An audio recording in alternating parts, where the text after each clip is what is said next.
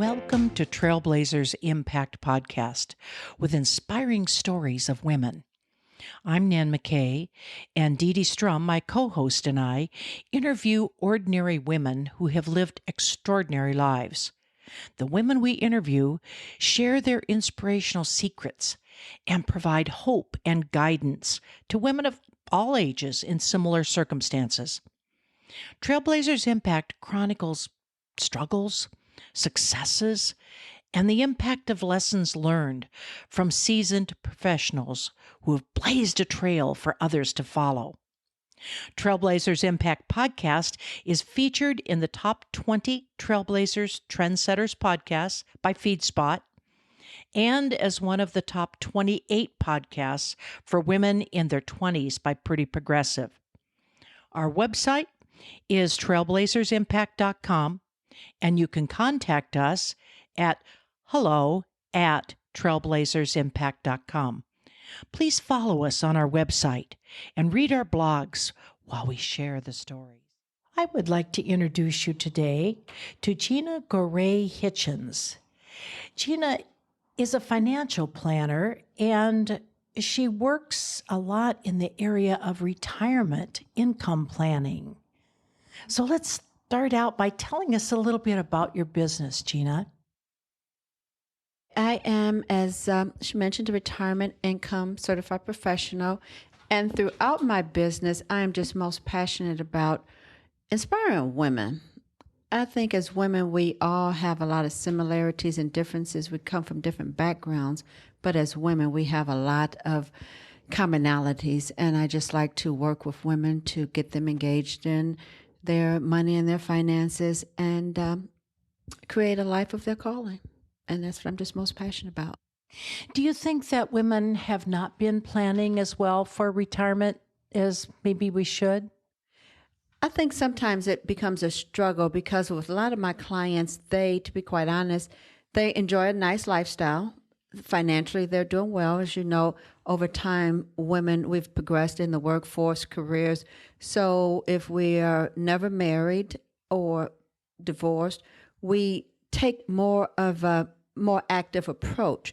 But a lot of times, because life is good, we don't slow down often enough to think about the financial impacts of life. And that's where I like to help my female clients to sit down and anticipate that, because once life slaps them in the face and they're sitting down and they have to take control of their finances, then they're all emotionally charged and it becomes a lot more challenging.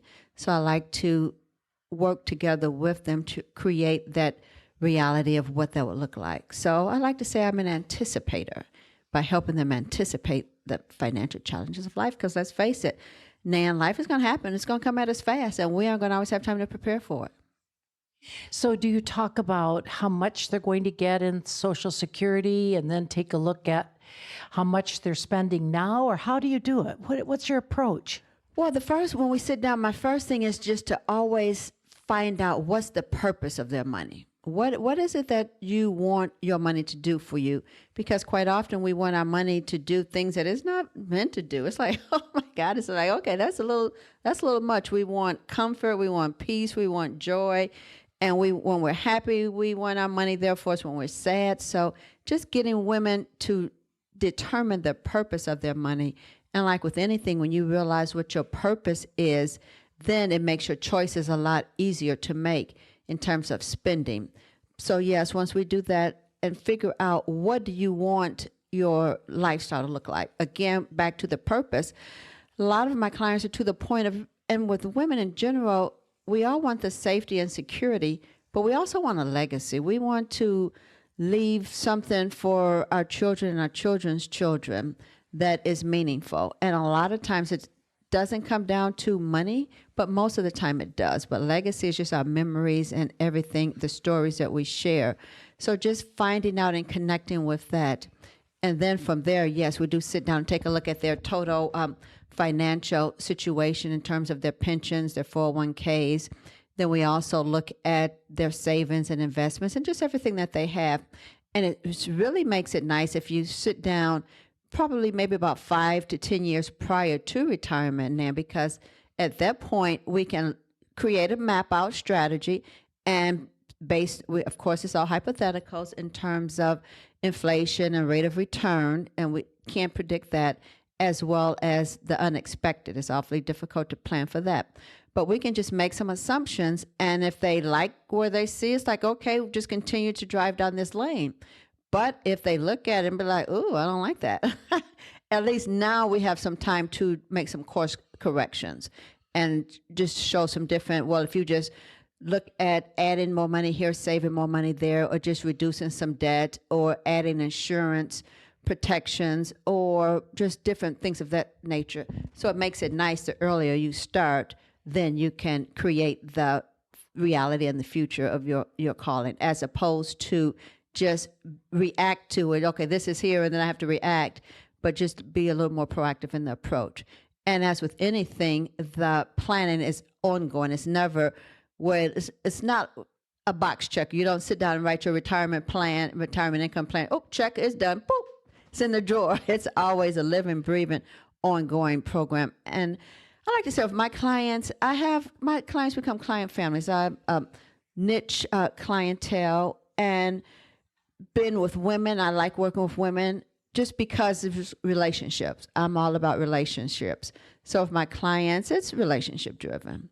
And I enjoy that. So it is ongoing process, yes. But I like to look at the total approach of financial planning, and not just little pieces in isolation, because you can't get a good picture with that. You can't go to the doctor and say, well, this finger is hurting, but I don't want to talk about anything else on my body. I just want to talk about this one pain. Well, how does that pain, how is it all connected? Because it's all connected. So I'm a holistic planner. One thing I certainly found in retiring and talking to a lot of people that are retired is that so many people are retiring in the traditional sense of not getting up at 7 a.m. and having their cup of coffee and making it last until 9 if they wanted to. But people are starting to refire in their retirement rather than retire as we traditionally know us. Are you finding that? Yes, I'm glad you said that. And when you say retire, some people don't like that, because you just don't. Actually, when you retire from something that you don't enjoy particularly. And it's just a point of being able to refine, and I like the way you said refire your purpose or connect with it. So it's just a sense of getting back to having a life of choice. If I choose to get up and work a 9 to 5, I don't think very many people would choose to be 65, 70, 75 years old going to work. But if they are developing their passion and doing what they are most called to do, you could work until 75, 80, whatever that age is. But again, that's coming down to your choice and connecting with your passion. And some people, I talk with millennials or younger people, well, for my daughter's like, well, retirement could just be from your 9 to 5. So you could set a financial goal, look at a retirement plan to retire your boss. Say you're 25, 30 years old, and you said, my plan is to retire from corporate America at age 40 or whatever age that would be. And at that point, I like to create this lifestyle. This is what I want to do, connect with my passion.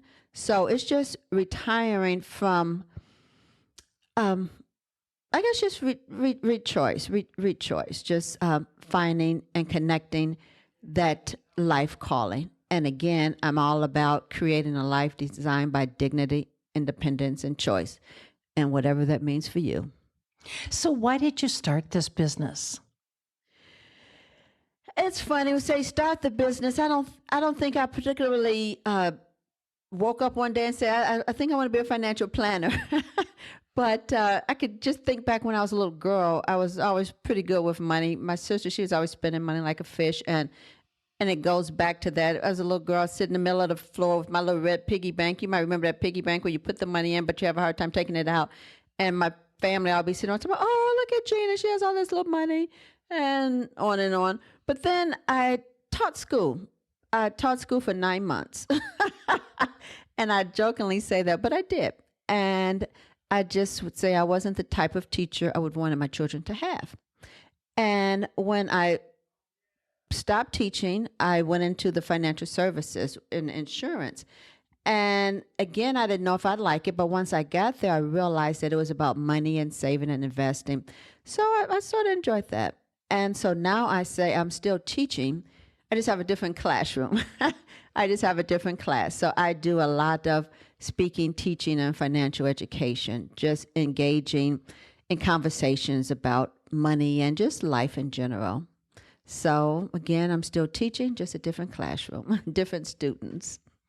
How did your early life affect who you are today, other than the piggy bank? My early life, I grew up pretty middle class. I could think back, my grandfather, we thought he was just so cheap. Of course, he was raising a family during the Depression, and we thought he was so cheap. But when I think back on it, my grandmother, she never worked outside of the home. And in families of color, for a woman to not work outside of the home, that's pretty amazing. It's not wasn't common for me. So when I think back at it, we called him Papa. Papa was a provider. He was a provider. And my mother, so she always talks about how she never had any new dresses because her mother, we called her Bubble, my grandmother, would always make her dresses. So my mother was the first person to go to college in the family. So when she got her first full-time professional job, now what do you think Vanetta did with her money? She shopped. She bought whatever it is she wanted. And so just seeing those dynamics, and she remarried my stepfather. There was just a lot of dynamics with money and just messages about money. And I go back to that in my career when I look at women and money. It all goes back to our childhood. So I like to think that I was a product of all of my family. I love to shop. I think I'll just put it out there. I love to shop, but I am a bargain shopper. I'm a thrift bargain shopper, but I love to shop. And when I was married, it was some conflicts about money. And my husband came from a family that did not have a lot of financial resources, and he would squeeze his last dime. And so it's just a matter of coming to terms with conversations about money and personalities, and just realizing in any relationship that you're in, you're going to have differences. And money is an issue that really needs to be addressed, because most couples will argue and fight more over money than anything, more than you name it, anything. Money is a big issue. So just finding out those personalities and bring them to the table and just working through those differences. In fact, if you can do that before you get married, it's probably a lot better than having to go to counseling about it after you are. Yes, because money can make or break. And what I also find, it wasn't just in terms of going back to the dignity and choice. I find in some instances we can stay or get into situations that we know aren't healthy for us, but we're making those decisions based on money. And that's sad. That's sad. Let's talk about women starting a business and money. How do you advise them? Does it depend on the kind of business they want to start, or what advice would you give somebody who wants to start a business about money? I would say if you're going to start a business, you first have to get your personal finances in order. You have to make sure that's in order, because I find that through the women that I work with, or just with business owners in general, we always overestimate how much revenues we're going to generate and underestimate how much our expenses are going to be. So I would say before looking to launch off into business, make sure you have a good handle on your personal finances and look at realistic projections for your business finances, and establish credit in your business name, and establish that credit before you need it, because of course when you need it, you aren't going to get it. So just make sure that the personal is intact, your personal credit, establish business credit, and guard and safeguard your credit, because that's important. Whatever is other things that are important, but in business, credit worthiness is key, and the personal is a big driver of it. And if your if you're looking to get loans or scale or grow your business, they're going to look at the personal. And I think if you're not handling your personal, why would they handle the business? So just know your numbers, estimate the cost prior to going into it. Thinking back on your life, what would you say is your biggest passion that you've had? My biggest passion, and I get fired up when I'm just speaking to a group of women, just in conversations, and it's not always just about money, but just money and life in general. I just am so fired up. I just love that. That's my passion. Just engaging women in life and finances and all things related, family, legacy, and often asked, do I just do financial planning for women? And I say no, but it's just the woman who typically initiates the meeting. And they always say, well, why women? So I say, just why women? Because as women, we touch many lives. And if you can have a financially empowered woman, then she's going to raise financially empowered children. She affects her community, her church, and everyone around her. So that's why I just really like working with the financially empowered woman. And again, we can make the decisions. We can raise our girls to be able to financially care for themselves. Because it's funny, I heard a speaker just yesterday says you can't sit around and wait on Prince Charming because there's not very many of them out there. Prince Charming ain't coming. So, and if he is coming, he wants you to have your own self and your own resources to the table. So it's like whatever we look for, we need to have for ourselves. So I'm just very passionate about working and talking with women. I just find it fascinating. When you think back, can you think of an important contribution other than that one that you have made in your life? I guess the most important contribution is, I don't know, I guess what I'm most proud of is I've raised two adult children that we're to the point now they are independent, financially secure. They're just good citizens. They're good citizens. It's like with everybody, no one's perfect, but they are good, honest, hardworking young adults. And I am most proud of that. Not say that was a contribution because I think I had a lot to do with that. I think I had a lot to do with that. I don't know if that answers your question, but that's my biggest contribution. I love that. And were you a single parent doing that? No, I wasn't a single parent. I was married. Yes. So have you ever taken like a leap of faith? I'd say yes. And right now I'm experiencing the biggest leap of faith. I've, throughout life, I've lived in various places, always moving. But last year I took a leap of faith and I relocated myself, my business, and everything to Mobile, Alabama. So I am now in a whole new city, and I'm always asked, why Mobile? And again, it's family, my son, my daughter-in-law, and I have one granddaughter, she's 3. They're there in Mobile, and I just took that leap of faith and moved. And oh my God, man, life is just, it's just like, I should have done this earlier. And it's interesting because with life, I say life comes at you fast. And through all those different experiences that I brought with me to Mobile, Alabama, it is really opening up a whole new horizons. And I am a woman of faith, and I just thank God for it daily. It's just like, oh my God, it's just coming together. I'm at a point in life where life is good. Life is good. What were some of the fears you faced in worrying about moving?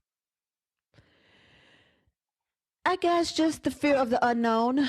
I guess just as with anything, just the fear of the unknown. But I was at a point where I know, and I was in Detroit, Michigan. I moved back there and cared for my mother, and then she passed quickly. And as I got older, I just wanted to be around family. So I guess that was just it. Just the fear of the unknown. Just the fear of the unknown. Has discrimination ever slapped you in the face? And if so, what'd you do about it? I can't say that it always has been, but I can't think of any direct situation. but a lot of it's probably more subtle and behind the scenes. I've been in a male dominated industry. So I think being a male dominated industry and a woman of color, that those would be two negatives. So again, I like to take a negative and turn it into a positive. So again, being in a male dominated industry, which led me to working primarily with women and then do a lot with women of color. But it is always an issue, but it hasn't always been blatant, but it's there. It's there. And I just look inward and outward and just look at seeing where I can create opportunities and take advantage of it. So instead of waiting for opportunities, I'm a person to create them. If you had to go back in time, what would you tell your younger self at that point? What would I tell my younger self? That's a good question. I would tell my younger self, girl, you got this. I would say, girl, you got this. Just keep it moving. Just keep it moving. You got this. And keep your tribe of sisters with you.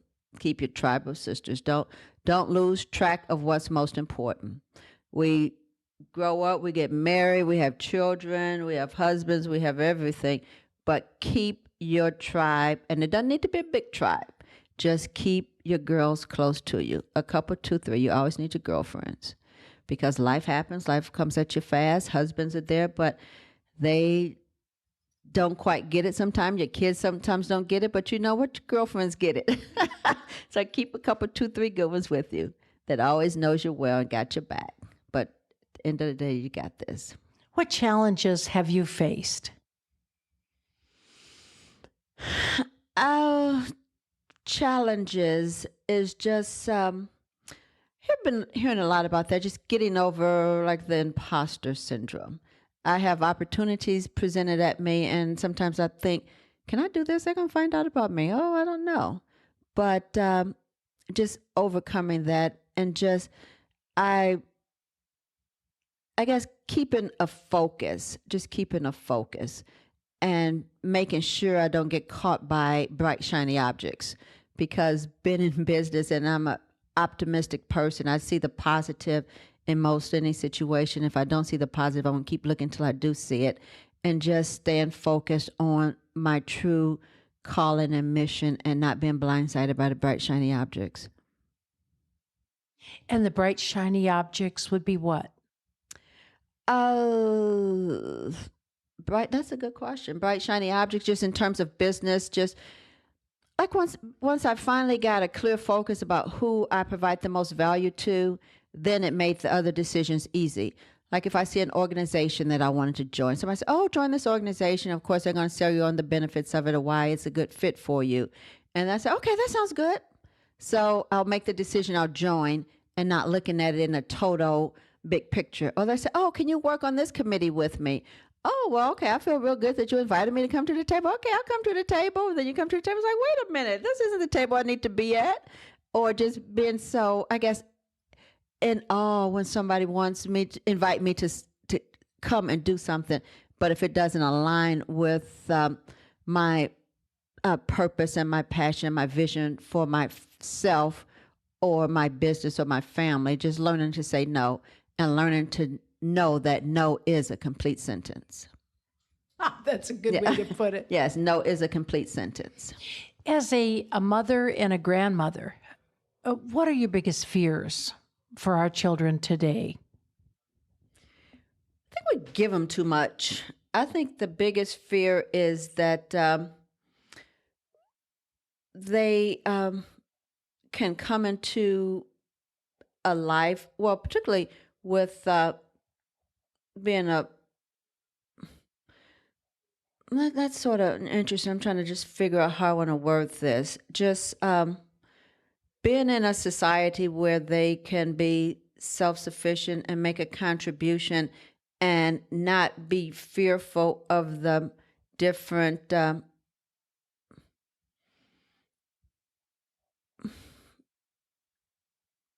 guess my biggest fear is just that I don't know if it's a fear, but my biggest goal for my children is that they can live a life of their true calling and purpose and passion and find meaningful have a meaningful, satisfying life, whatever that looks like to them. So even as you have just one grandchild Yes, and I there's have a son three, and a daughter, and I have one granddaughter, and she's 3. and what are your greatest hopes, knowing that they can make a life for themselves would be one of them? What are the greatest things you think she may have to overcome in her life? Thinking she's 3 now, thinking ahead, what are some of the biggest worries you have for her? That she doesn't take life for granted. That I want her to realize that she is bold, bright, and brave, and that she can do and become whatever she wants to be. Although that really sounds cliche, and in many instances it can be. But and it's funny when you say that. I'm looking at her now. I'm a visual person. I'm looking at her, but I would just want her to know that she's loved and supported and cared for. And when I often look at her, I often think if everyone came into this world with this much love and support, it would be a much better world. I really do. I look at her and say, she's a blessed little girl. So people talk about spoiled. She's not spoiled. She's blessed. But then she still has boundaries and discipline. She's a disciplined child, which I like that. But I often say if everybody came in with that much love and excitement, it would be a much better world. I think it's hard for our kids today, too, with the technology and the bullying, the social media, Right. all the things that they have to face. You know, we want the best for our children, but I think those are some hard things, maybe harder than what we had to face growing up. And I think I still want them to always know that regardless to what happens, that they have somebody that they can talk to. Because I think when I hear about that a lot with the bullying and the suicide and all of that, some people just feel like you're just shut down. I think you just really need to have somebody that you know that you can talk to, and somebody that knows you, that can see that when something's not quite right, and you can engage them and just talk. And I just really want my children and my grandchildren and everybody else's child and grandchild to know that there's somebody cares for them, and just to keep that communication going. Because the worst thing you can do is, if you're bullied or finding yourself in bad situations, to internalize it and keep it to yourself. And that just fuels a lot of internal animosity. And a lot of times that internal animosity is what fuels violence in our communities. And that's a scary thought when I think about violence in our community. What do you do to make a personal life for yourself? That's funny. A personal life. Oh, that's funny. People always say, what do you do for fun? It's almost like work. But then I say, luckily, I'm so passionate about what it is I do that it doesn't seem like work. But I've taken up golf lessons, so I'm getting involved with that. I like to travel. I just like spending time with family and friends. I'm at a point in life now where just little simple things I find joyful. I just closed on a condominium on Friday in Alabama, so I'm excited to decorate and get back and just get things set up. So it's good. So I enjoy decorating and thrift shopping and chitty chatting, talking with friends. Just kicking back. Just kicking it back. Yes. Is there anything you'd like to leave our listeners with? What would I like to leave the listeners with? I'll just say life is good. And while life is good, plan and just anticipate and just enjoy the journey. I take all that back. I guess I'll just say enjoy the journey and don't take ourselves so serious. That's what I'll say. I'm thinking out loud. So yes, I like that. Enjoy the journey and don't take ourselves so serious. Mm-hmm.